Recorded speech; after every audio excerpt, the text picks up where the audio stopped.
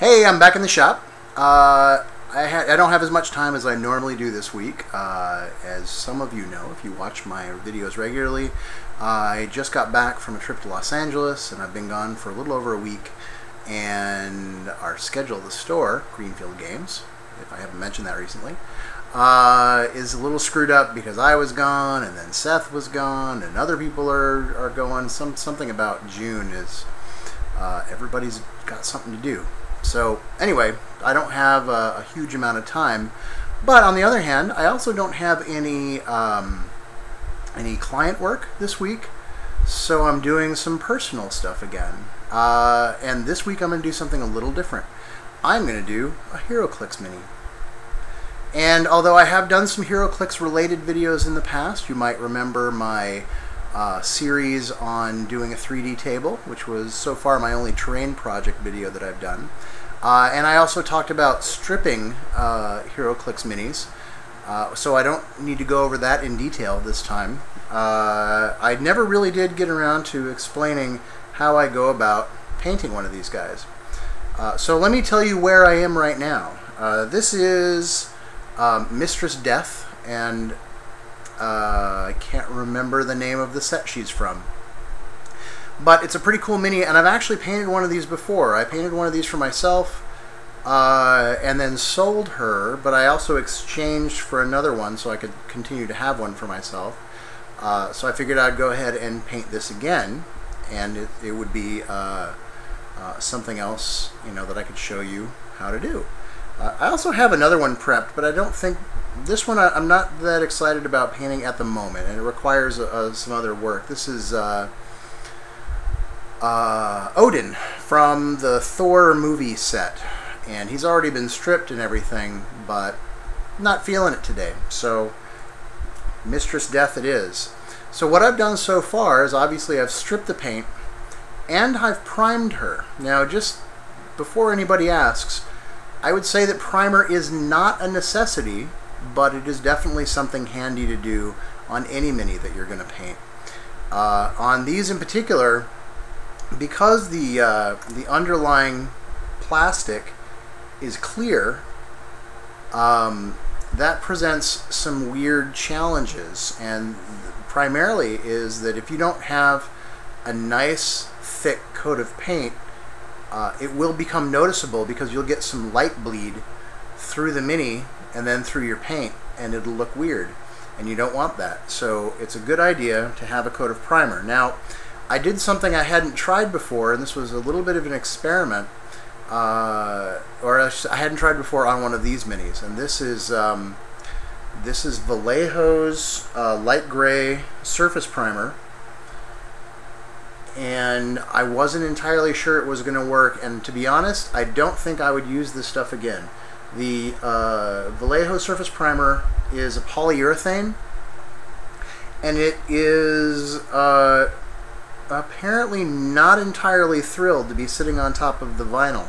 So especially where it is thick, it's still just a bit tacky, and that will happen, especially when you're working with the vinyl figures, you know, the HeroClix figures. Some of the board game figures also have the same issue, that they interact poorly with certain kinds of paint.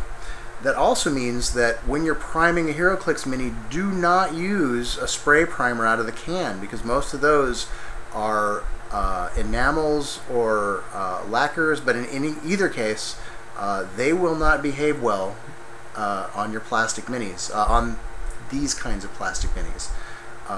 The injection molded plastic, like, and I can't remember the name of it right now, it's the more common plastic that you see in plastic model kits or on like your average Games Workshop mini, those take pretty much any primer just fine. So what I think I'm going to do, I wasn't really that worried about it at first, but as I handle it, I am a little bit more worried about it. I'm going to strip this primer off again, and then I'm going to airbrush on a coat of just a regular acrylic paint. When you're working with plastics, it really doesn't matter what you use as your primer. For those of you who don't know, primers were really meant for metal models because acrylic paints wouldn't stick to the metal on their own very well. So you put a primer coat on there, that gives you a nice sort of protective coat over the metal, and then the acrylic will stick to the primer. On plastic minis, generally speaking, primer coats aren't even really necessary. I still do them anyway because I like having that consistent surface that I'm used to working on when I'm painting my models. So even though, you know, a plastic kit doesn't really require primer, I'll generally primer anyway. So let me go do that. I'm going to get some stripping done, and if you want to know more about stripping minis, go take a look at that video that I did previously. But I'll come back when we get to the next step. I just thought I'd mention something really quick as I am finishing this up. It was interesting to note that acetone does not actually dissolve the Vallejo polyurethane paint. It will take it off. It does strip it. It seems to kind of exacerbate whatever issue goes on between the surface plastic and the primer. But what it does is it just sort of curdles on the surface, and then you can kind of wipe it off, but it won't dissolve it, so you end up with all these little chunks of paint floating around in the acetone, which means you have to change it out a few times before you can get the mini completely clean. So, you know, these are the things that you learn as you continue on your painting journey. But I've got that all done, so I'm gonna go clean up this little mess, and I'm gonna get to painting. So first thing is going to be the base coat, also the primer coat, same thing, with the airbrush. I'll be back.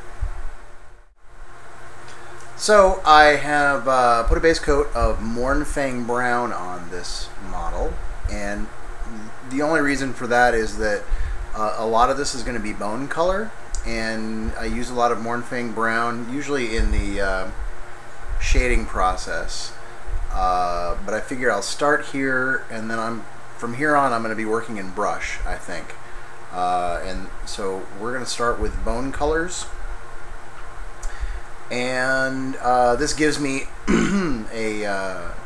it'll keep my bone colors a little bit darker to start, and I'll bring them up through layering, and then I'll probably end up shading it back down again with more Mornfang Brown and other washes. But I just want to point out, by the way, you're probably hearing the fan noise. It is about 90 degrees, maybe 95 degrees out here, and about 90% humidity. So not a particularly pleasant day to be painting, but I need to stay motivated, I need to stay productive, and if I ever sort of stop doing this, then I don't get anything done. So I'm going to power through it, and I'm just going to keep going. So first step here is, or well, second step I guess, but the next step is bone colors, and I might actually base coat the robes. She wears kind of purple robes, and yeah, so I'm gonna go do that. From here on in, you're gonna be seeing close-ups of the model, so if you're like, hey, I can't see what's going on, don't worry, there's nothing to see yet. We'll be back. So for the purposes of full disclosure here, I should mention that although it looks like I just moved on to my next step, which was painting that coat of Ushabti bone, in truth, I actually stripped this down again, and the reason was I was finding some little bits of, I'm not even sure what. I guess it's part of the vinyl. And I do remember seeing this on the earlier version of this one that I did, but in these little fingers here, it was a weird rough texture. And it didn't really show up until I put the coat of bone on. And then I saw it and tried to deal with it with the paint still on, and that didn't really work, so I stripped the paint all off again, and took a file to it, and actually not a file, but one of these things, whatever you call them, My brain's not working at the moment, so don't mind me. And while I was re-soaking it, the base came off, which is fine. Really, the more things that come off, the better, because you can paint these things separately and then put it all back together, and it's fine. But now that this is done, I realize that there's some seams here on the shoulders that I want to fill, and I'm going to use liquid green stuff on that. And otherwise, I'm going to go straight to paint. And I still am not sure at what point I'm going to put my base coat of purple on there. Getting the purple on over the bone is obviously going to be an issue, because I'm going to end up touching that throne at some point with the purple, so it's going to require touch-up. But it's like, which am I going to have to touch up more, the purple or the bone, or probably both? So I guess it doesn't really matter at this point, and I'll just start painting and figure it out. But first I gotta fill in that seam, or those seams, because there's two of them, and then I'll come back. Well, what the heck, I'm gonna go ahead and do this here. I always apply liquid green stuff with a brush, and I always thin it first, because usually I'm working in small areas like this, and I want it to seep in to the area that I'm thinning, or filling. And the nice thing is it shrinks up pretty good. I'm not sure about her hood and whether or not I should fill in under there. You know what? I'm going to do it. I'm going to fill that. So the capillary action is going to draw this stuff underneath, and you're thinking, oh my gosh, well he's got all this stuff all over the place, but really it dries so thin it doesn't really leave a discernible line on the areas where I'm spreading it out. But I am spreading it out in an attempt to keep it from building up. So yeah, so now at this point I'm going to need to dab a little bit more on this shoulder, and then I'm going to need to let that dry, and then I'll have to see if there's another coat needed. So I'll come back to that.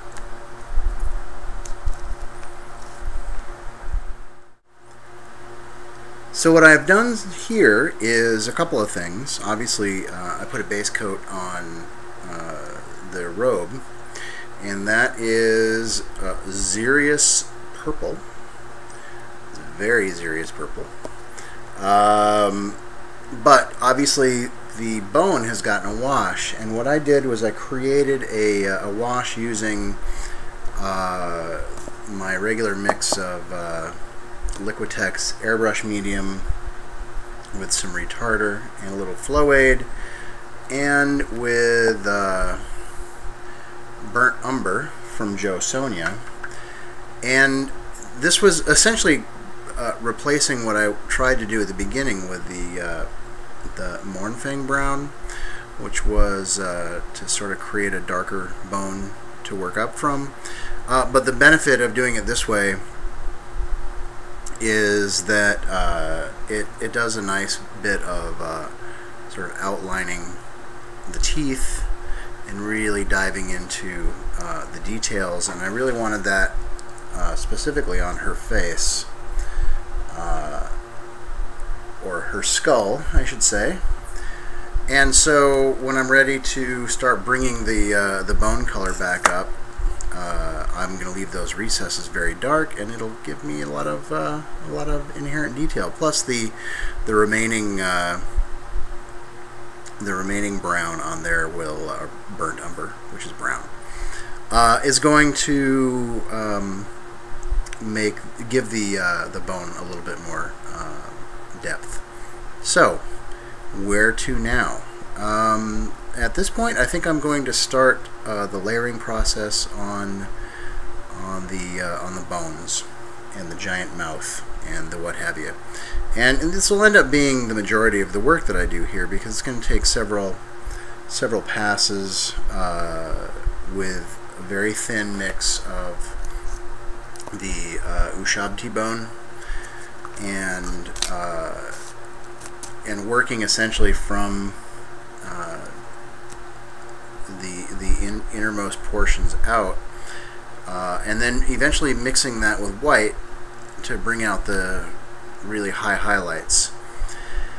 And so that's going to take a little while, and I don't think it's going to be particularly interesting to watch. So when you come back, or when I come back, when somebody comes back, I'm just getting some of this, definitely want these recesses to be a little darker. When we get back, we will see that work that has been done with the layering. So hold on, here we go. So as you can see, I've been kind of busy, and as I said, I was layering in the bone color and then highlighting with bone plus white. But in the middle of that process, I added some of the old school Griffin Sepia shade, formerly wash. I really like the sort of bone color that gives everything.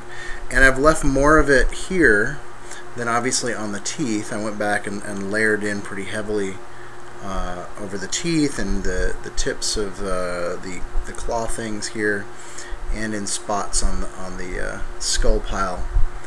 And of course I went in and did Mistress Death's Cloak, and that is, as I said, Xerius Purple, which you saw earlier, and then some Gene Stealer Purple for highlights, and then Gene Stealer Purple mixed with white for the highest highlights. And, well, on the screen you can see the highest highlights, I think, but the kind of mid highlights seem to be lost in the video, unfortunately. Maybe if I get an actual photograph of this thing when it's done, which it almost is. And I think what I'm going to do now is stick the thing back together without the click base, and then take a look at it that way and do any final touch-ups and highlights and anything like that that needs to be done. Oh yeah, the little plinth here, I don't know what you want to call that part of the base, was just sort of a mid-gray and a little Athonian camo shade, and a little, not Athonian camo shade, Agrax Earth shade, and Nuln oil to shade that up. Really simple stuff. But yeah, I'm going to go in and get this stuck together and see what it looks like. Be back in a bit. So there it is assembled. Haven't put it back on the click base yet. I'm pretty happy with it. I think I like it better than the original one that I did, but it's about very similar. I guess that's to be expected since I did both of them. I didn't really have any new ideas about how to approach this, and I wanted it to be I did want it to be similar to that. So I guess the next step is put it back on the click base and call it a day. Oh, actually no. Before I put it on the click base, I'm going to want to give it a nice clear coat. Now, the thing about clear coating these is that there is potential for there to be a negative interaction between the clear coat and the vinyl figure underneath. But since it's all completely coated with paint, those two things should never interact. But in order to make sure that that's the case, I'm going to use very, very light coats so that they dry before it has a chance to soak into the paint and perhaps touch the underlying plastic. So I'm going to go do that. I'll be back. Well, and there we are. The important thing to note about adding the base is that super glue is your best friend, but it can also be really bad. If you use too much, the fumes from the glue drying will discolor the black of the base. The way to avoid that is don't use too much. Use a very small drop or a few small drops around where the pegs go. If there's no pegs, no more than 3 very small drops will hold that thing in place like nobody's business, and should avoid any discoloration as it dries. And that's it for now. I'm gonna go take some pictures, and we'll see what the final looks like in all its glory. Thanks for watching. Remember, if you liked this video, please like this video. It actually does help. And subscribe if you haven't already. I do videos like this all the time. And that's it. I'll talk to you later.